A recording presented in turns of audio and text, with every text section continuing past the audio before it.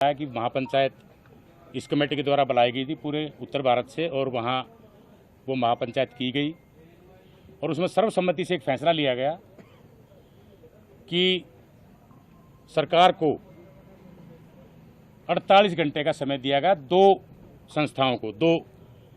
संस्थाएं मीन्स एक हरियाणा सरकार और एक चंडीगढ़ प्रशासन, क्योंकि ये दोनों अधिकारी हरियाणा सरकार के थे, जिसके कारण उनकी डेथ हुई और जो इसके जिम्मेदार थे वो हरियाणा सरकार का केस था और हरियाणा सरकार उसमें कोई कार्रवाई अभी तक नहीं कर रही थी। हालांकि लगातार यहाँ सरकार के और परिवार की बातें होती रही।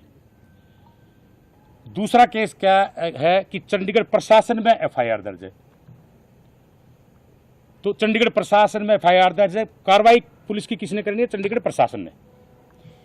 तो वहाँ 48 घंटे का अल्टीमेटम दिया गया था कि 48 घंटे में कोई कार्रवाई नहीं हुई तो ये कमेटी एक मीटिंग करके सर्वसम्मति से जो निर्णय लेगी वो निर्णय आपको और आपके माध्यम से पूरे स्टेट को और पूरे देश को बता दिया जाएगा।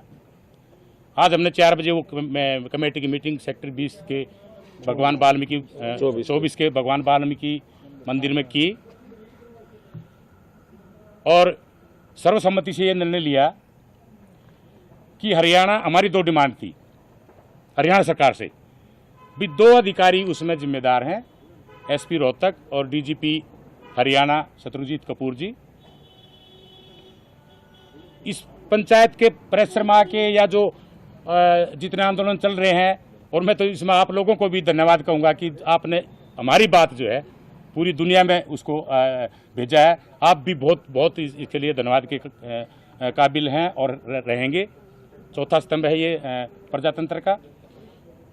तो उसमें उस प्रेशर में या किसी दबाव में हरियाणा सरकार ने डीजीपी को छुट्टी पर भेज दिया और उनकी जगह एक कार्यवाहक डीजीपी लगागा। कार्यवाहक क्योंकि उनको छुट्टी पर भेजा गया है, उसको सस्पेंड नहीं किया गया है, जबकि परिवार की डिमांड थी कि उनको जब तक अरेस्ट नहीं किया जाता जब तक अगली कार्रवाई कोई भी संभव नहीं है। लेकिन हमारी डिमांड थी कि डीजी के ऊपर कुछ कार्रवाई की जाए। देर से सही हरियाणा सरकार ने सकारात्मक कदम उठाया और उस डीजीपी को छुट्टी भेज दिया। इसके लिए हमें एक तरफा बात नहीं करनी चाहिए। हरियाणा सरकार ने जो कदम उठाया है हम उसकी भी सराहना करते हैं कि उन्होंने कुछ तो कदम उठाया और उसको वहाँ छुट्टी पर भेज दिया और दूसरे डीजीपी को वहाँ लगाया गया। और रोहतक के एसपी पर पहले ही कार्रवाई हो चुकी थी। अब जो हमारी कमेटी है, हमारी कमेटी का हरियाणा सरकार पर दबाव बनाने का अभी उन्होंने अपना काम कर दिया।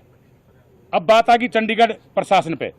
अब हमारी कमेटी का दूसरा निर्णय ये है कि हम हरियाणा सरकार के खिलाफ अब कोई आंदोलन या चलते रहेंगे वो, क्योंकि शांतिपूर्ण आंदोलन।